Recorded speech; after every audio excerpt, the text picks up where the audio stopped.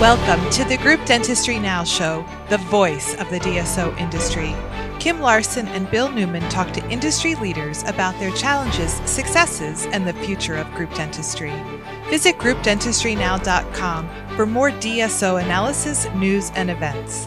Looking for a job or have a job to fill? Visit joindso.com. We hope you enjoy today's show. Welcome, everyone, to the Group Dentistry Now show. I'm Bill Neumann, and the team here at Group Dentistry Now, Kim Larson and myself, appreciate everybody for supporting us. RecallMax has been an incredible sponsor of ours throughout the years. They're sponsoring this podcast. So not only do we want to thank Josh and the team at RecallMax, but also all you listeners out there and people watching us on YouTube. Without a great audience, we wouldn't have the support from people like RecallMax and Josh. So Josh Muir, this is his third time on the podcast, and he is the Director of Strategic Partnerships. So first off, welcome, Josh. Glad to have you back. Thanks, man. I'm glad to be back. It's been a while. Well, it has. And, I was kind of going back through some of the previous podcasts that we had done together. And unfortunately, they started in May of 2020, so we can all pretty much gather what the conversation was about then. And Josh being located and RecallMax being located in Canada, there was quite a long time before Josh was able to travel to the U.S. So it was great to see him in person this year. But just going back through the conversations that we had these last two podcasts. The first one in May of 2020, we had you and Ron on, and so we were talking about just either coming out of the shutdown or a lot of states and provinces probably still having practices shut down and kind of how to handle that that patient recall, and then of course 2021, I was looking at the show notes there. So we did one in almost a year, maybe a little longer than a year after. And then it was the new normal. So it was pandemic. We were in the new normal coming out of the pandemic. And now we're going to talk about, I guess, another new normal, which is some of the shifts in what's happened post-pandemic and what you're seeing at RecallMax with your clients. And but anyway, I thought it was just kind of good to recap the last two episodes that we had you on. I'm sure you recall them fondly. I do, absolutely. So, Josh, for the people that did not hear those two podcasts, can you give everybody a little bit about your background? What you were doing. You have a healthcare background. You have a long dental career, and then talk a little bit about RecallMax and what you and your team do there. Yeah, for sure. So I've got about a decade in dental. And aside from the dental space, I've been in audiology and vision for about another decade. So, I've been through pretty much every medical focus from the neck above.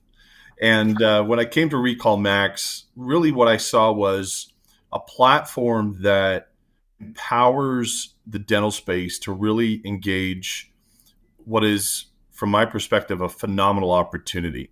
We're all about tapping into the existing opportunities that a dental practice has or a dental group has.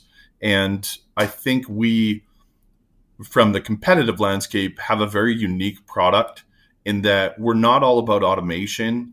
We're not just a software company. We're about helping practices and groups establish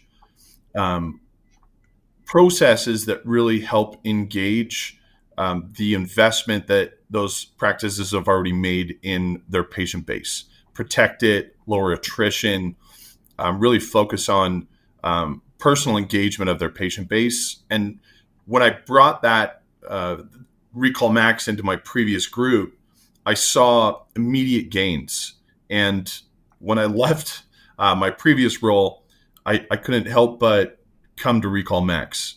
It's been 7 years now, and man, the things that we're doing, how we're influencing the industry and helping practices understand what they need to do in terms of engaging their patient base is just phenomenal. Well, we're not going to talk about the pandemic, so let's focus on something that I think you're seeing. Thank goodness, right?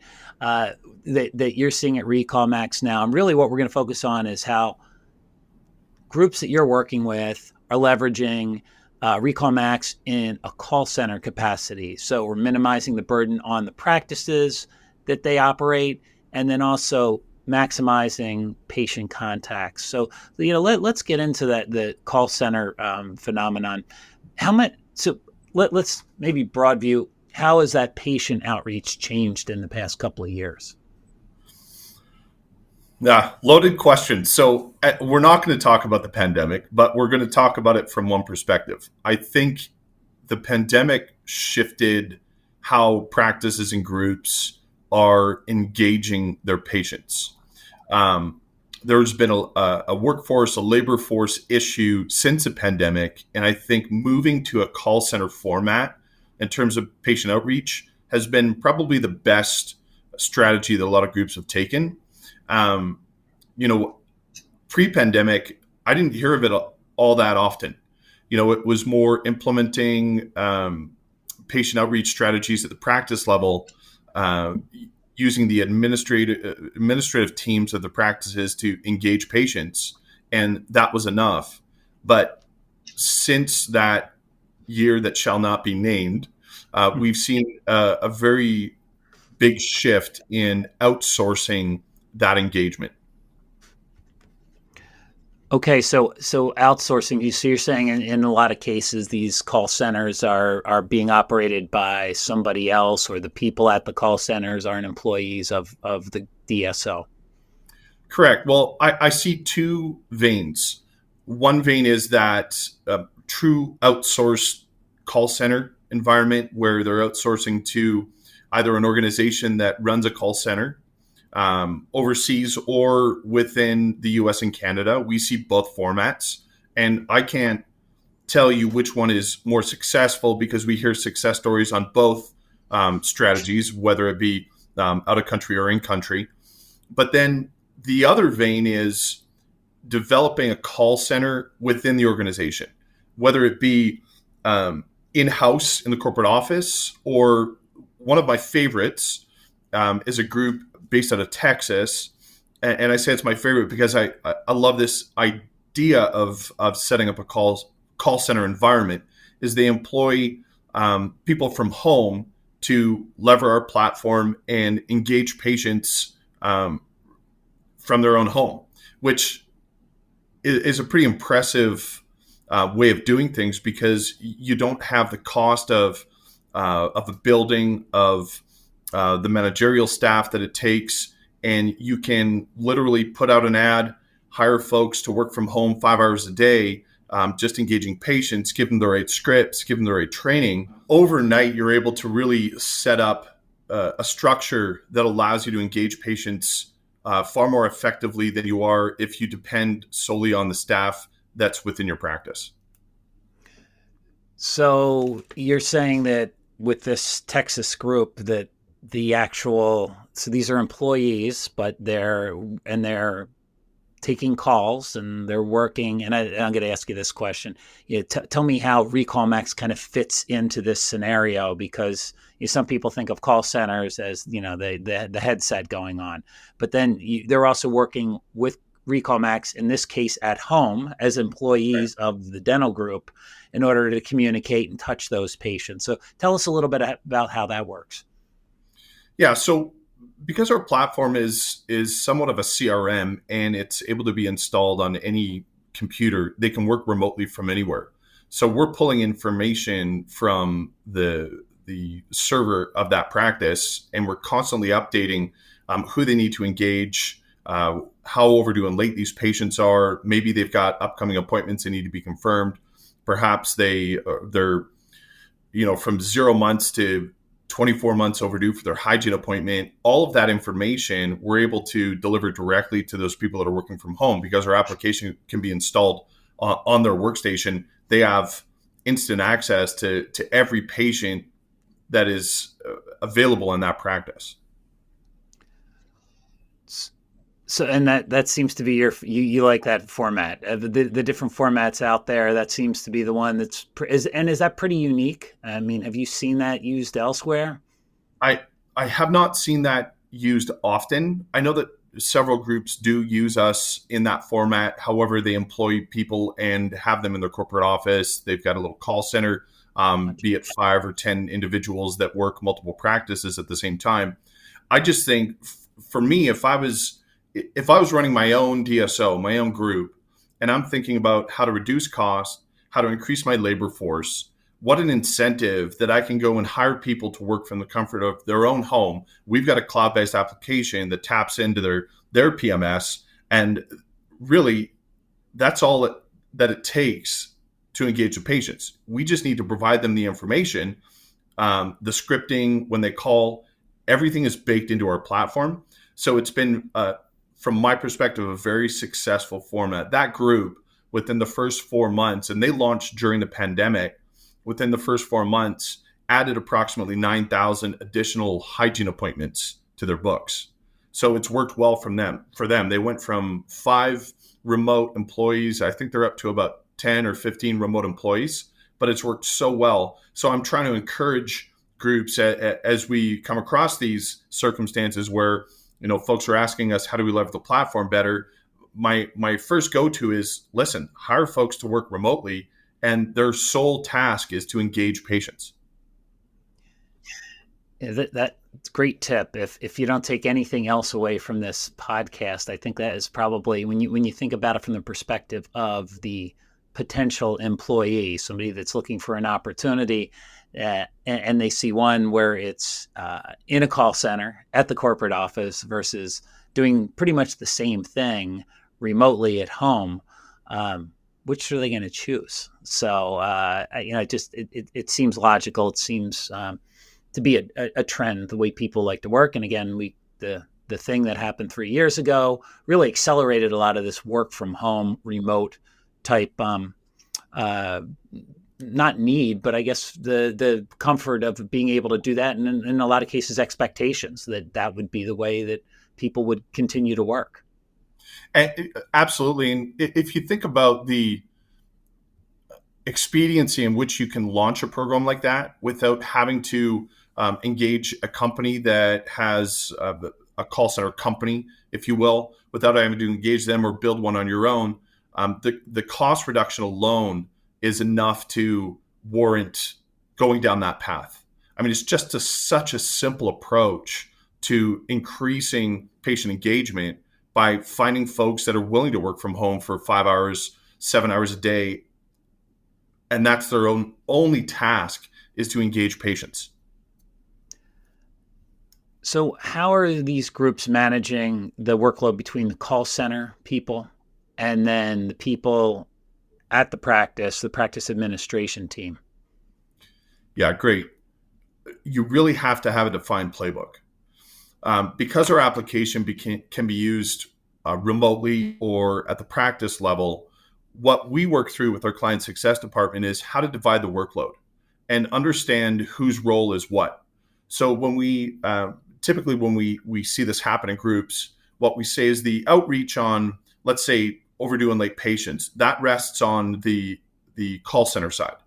And when it comes to patient confirmations, missed and canceled appointments, any inbound communication that's coming in through our application, that rests on the administrative side. So, but that being said, it's not a one size fits all.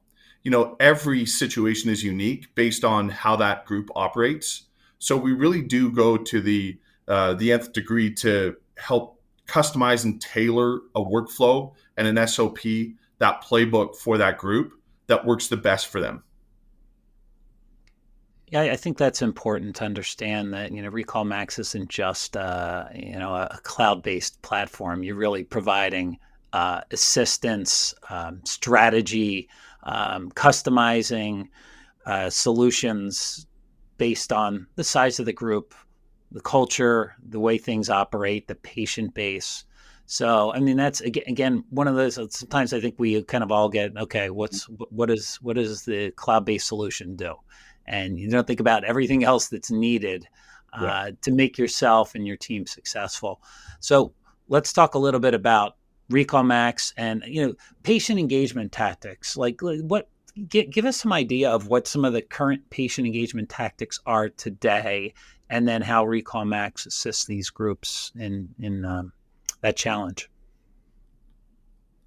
So what I'm saying may be somewhat controversial, and reason being, a lot of technology, a lot of software today in the patient engagement sphere is pointed towards automating everything.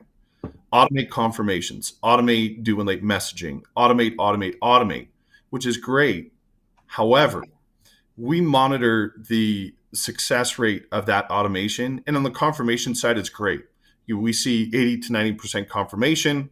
On the patient opportunity side, so re-engaging patients that have missed appointments, engaging patients that are overdue for hygiene, recall, or treatment, automation has a very low success rate, 7 to 10%, 10 at the very highest is what we see. So our tactic is provide the right toolbox for practices, for call centers to be able to personally engage patients more effectively. We take all the heavy lifting out. We provide them automated lists that show them exactly who to call, when to call, and how often they need to call them, and scripting to back that up. But really, when you engage a patient, pick up the phone, call them, send a personal text message, short and sweet, the success rate goes up to about 37 to 45% success rate on bookbacks. And that's massive. So if I can take a practice that's only getting 7% response on automated messaging to 45% response when they're being personally engaged, it's a huge win. Let's talk a little bit about some of the challenges if somebody, a DSO, a small group, is looking to incorporate a call center. They haven't done it before. They're going from, handling the calls at the practice level to taking on a call center, whether it's, in the office or whether it's remote. Again, my preference is start slow, hire a few individuals, train them in engagement tactics that obviously we can provide that insight for practices and groups. But you start small. Even if it is a call center, you still start small. You maybe engage an outbound call team, hire a couple of people, give them the right contact strategies, and see how it works. Whatever you do, you have to start somewhere. So I would say that if you're struggling on the staffing side at the practice level, if the staff at your practice are overburdened with the work that they have in front of them, then you need to somehow engage either an outbound call company or hire a few folks to work from home. With RecallMax, we would train them. We would give them the right talk strategies. We would, of course, through our application, they would know who to call, when to call. But you have to, at some point, if you're not able to engage patients within your current administrative team, you have to branch out and create some format of outbound call strategy. Do you have an idea for when a group, as they're scaling up, should look to create a call center? Is it a practice count that people have in mind, or do they just kind of working with them that, hey, you're at a point where you should probably try and centralize this and either do it remotely or create a call center? Yeah, I think once you hit that mid-market mark, if you're cresting 10 plus practices, it's time to start looking at it. If you're a mid-market 30 to 75 practices and you don't already have an outbound call team, you're kind of late to the game. So I would start now. It really is one of the most powerful tools that you can use to increase your appointment rate. Do you have any sense of those mid-markets percentage, if you had to estimate how many are doing that versus how many aren't? Yeah, based on my engagement now, I would say that over 50% of mid-markets are engaged in some type of outbound scenario, whether it be an outbound team in-house or they're outsourcing to a call center. I would think that more and more are adopting this philosophy of outreach because it's highly effective. So there's still another 50% that need to make the shift, and you can certainly help them with the strategy behind that and provide the RecallMax tool to help make it easy. Oh, for sure. And So I think, let me add this, Bill. I think there's a reluctancy at times because I'll use an illustration of a recent group that I shall not name, but they like to keep everything in-house. And to the extent that there are no regional managers, their expectation on the management team of every practice is that they manage that practice. And when I shared a story with the owner, the CEO, of the success of one of our other mid-market groups that employed this outbound philosophy, she really was kind of taken aback. My assumption is that she thought that the patient experience would deteriorate if you outsource that lead generation or that outreach program. When in reality, if you train them effectively, especially if it's an in-house outbound team, if you train them effectively, the experience is no different than if someone from the practice was calling them directly.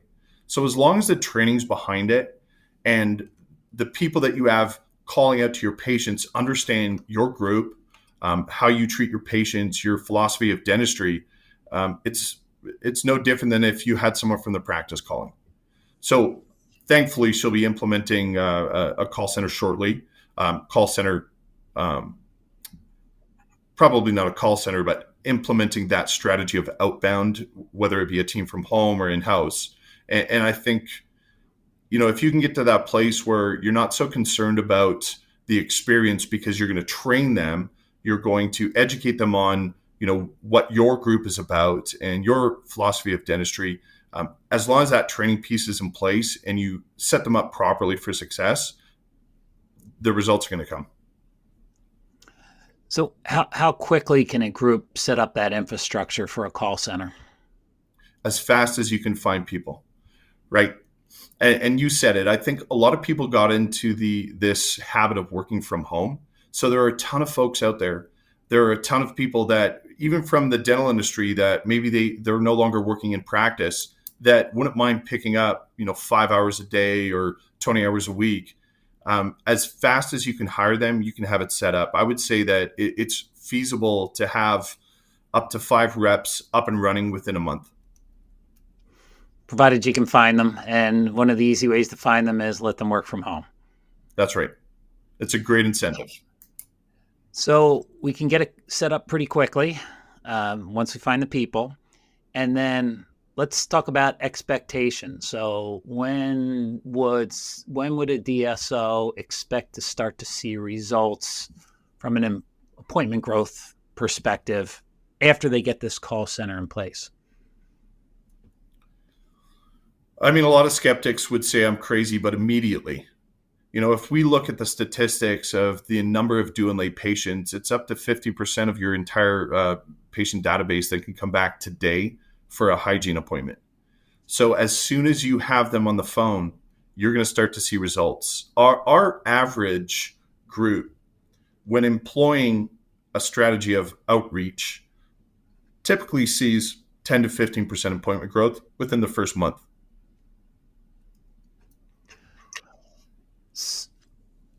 So I gotta get away from the call center a little bit here, and we'll come back to it. But I'm curious about, from a perspective of what you see going on with patient recall, patient engagement. A lot of people out there are going, okay, whether it's appointments are down, we're having more cancellations. There's maybe some trends out there. What do you see with your customers? What does the climate look like? Yeah, great question. And again, we'll go back to that famous year. Prior to 2020, we saw, let's use missed and canceled as a good illustration of how it's shifted. We saw missed and canceled appointments anywhere from 6 to 9% pre-pandemic. Post-pandemic, and it's held, we see cancellation and missed appointment percentages of about 15%. And that's probably a generous number. I was speaking with a group yesterday, and regionally, they're seeing cancellations of up to 40%. And that's a huge shift. So if you don't have a team that's engaging your patients to fill those gaps as they occur, you're struggling. You're going to have a lot of open appointment time on your books. That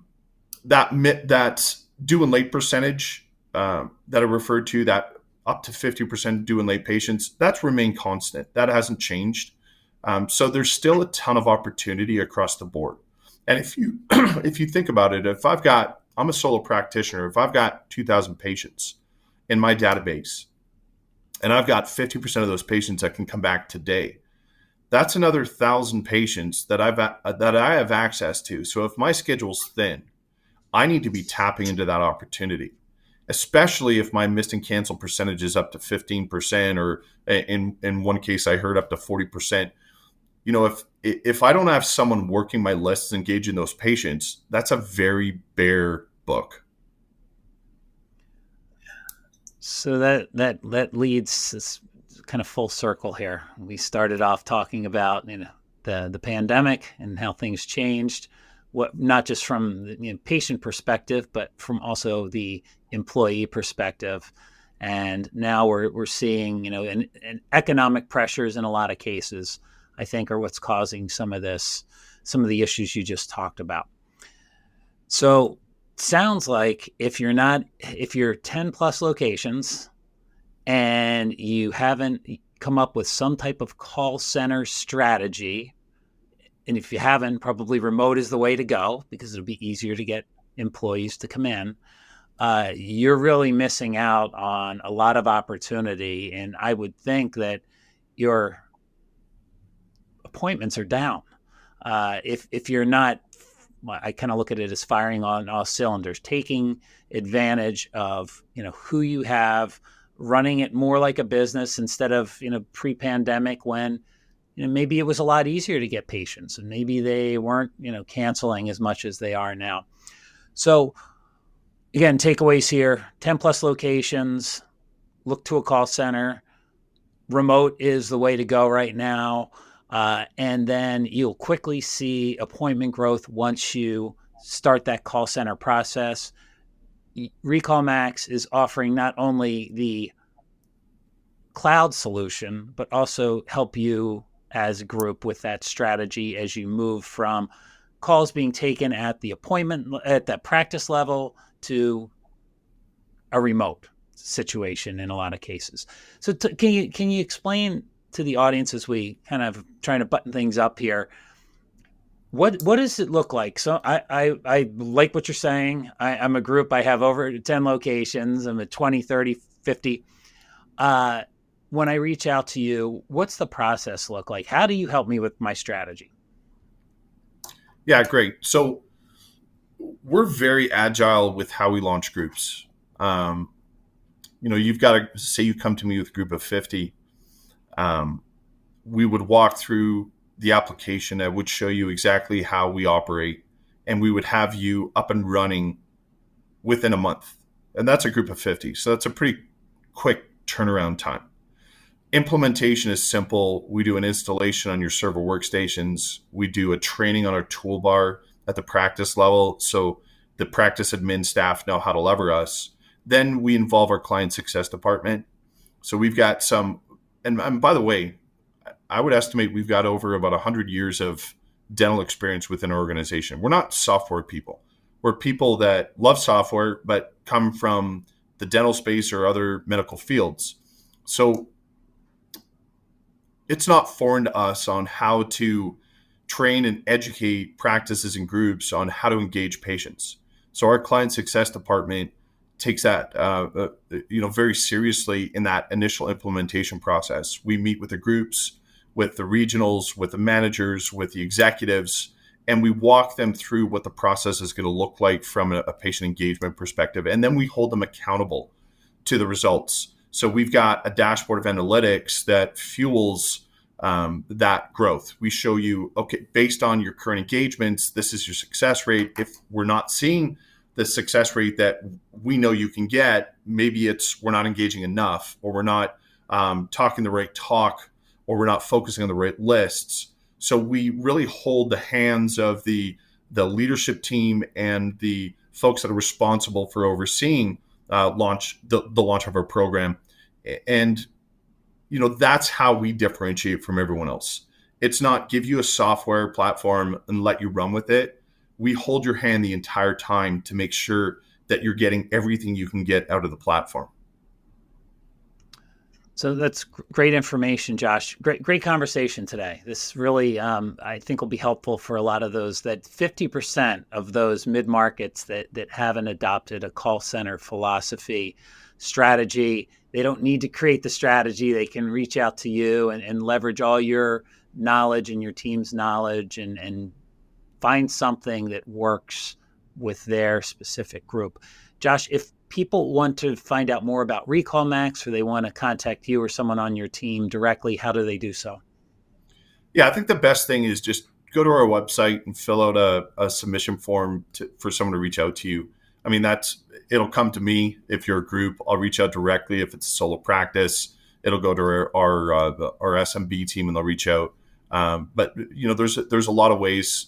I mean, I give you my cell phone, but I don't want everyone in the world sending me a text or calling me overnight. But you can reach out via email, our website. I'm sure you're going to give my contact details on this podcast. So please reach out. That's the first step, right? Just engage us. I mean, if anything, it's going to be a great conversation. And if you don't adopt us, at least you and I, or whatever group reaches out, and I can have a conversation about how they're doing. What their pain points are. I maybe can provide some advice as to what direction they need to go. But the first step is just reaching out. Well, that sounds good. And Josh, we will make sure that we put your email address and the RecallMax URL in the show notes. And third time's the charm. This was a great conversation. Hopefully we'll have you back for a fourth.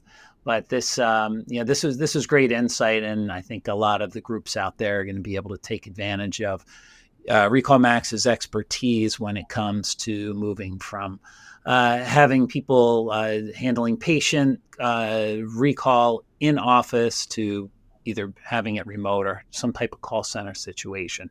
So thanks, everybody, for listening in today or watching us on YouTube. The team here at Group Dentistry Now, Kim Larson and myself, thank you so much for being a part of this community. Until next time, I'm Bill Neumann. The Group Dentistry Now show has listeners across North and South America, Europe, Asia, and Australia. If you like our show, subscribe today, and please tell your colleagues about us.